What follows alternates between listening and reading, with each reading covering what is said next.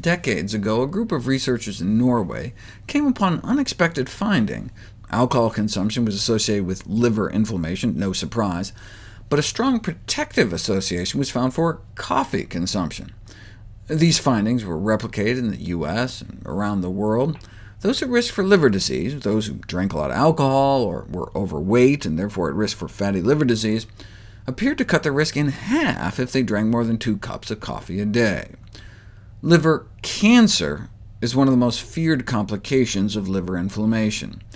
Hepatocellular carcinoma is the 3rd leading cause of cancer death.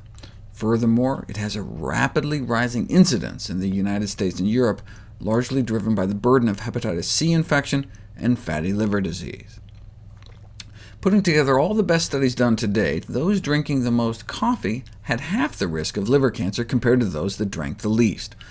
Since this meta-analysis was published, a new study found that male smokers may be able to cut the risk of liver cancer more than 90% by drinking 4 more cups of coffee a day. Of course, they could have also stopped smoking. It's like if you look at heavy drinkers of alcohol. Drinking more coffee may decrease liver inflammation, but not as much as drinking less alcohol. Liver cancers are among the most avoidable cancers, through hepatitis B vaccination, control of hepatitis C transmission, and reduction of alcohol drinking. These 3 measures could, in principle, wipe out 90% of liver cancers worldwide. It remains unclear whether coffee drinking has an additional role on top of that, but in any case, such a role will be limited compared to preventing liver damage in the first place. What if we already have Hep C, or are among the 30% of Americans with non-alcoholic fatty liver disease due to obesity, which may quadruple one's risk of dying from liver cancer? Well, coffee seems to help with hepatitis C, reducing liver damage, disease activity, and mortality, seems to help reduce the risk of developing liver cancer. Only the lack of randomized trials, interventional studies on the topic, prevents us from considering the protective effect of coffee as fully ascertained. But we didn't have such trials until now.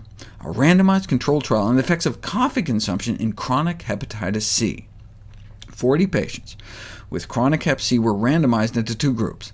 The first consumed 4 cups of coffee a day for 30 days, while the second group remained coffee abstinent, and then the group switched for the second month. Now, 2 months is too soon to detect changes in cancer rates, but they were able to demonstrate that coffee consumption reduces oxidative DNA damage, increases the death of virus-infected cells, stabilizes the chromosomes, and reduces fibrosis, all of which could explain the role coffee appears to play in reducing the risk of disease progression and of evolution to cancer.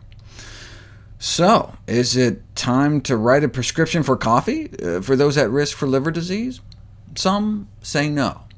Although the results are promising, additional work is needed to identify which specific component of coffee is the contributing factor in reducing liver disease and related mortality.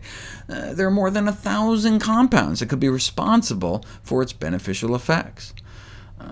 That's such a pharmacological worldview. Why do we have to know exactly what it is in the coffee bean before we can start using it to help people?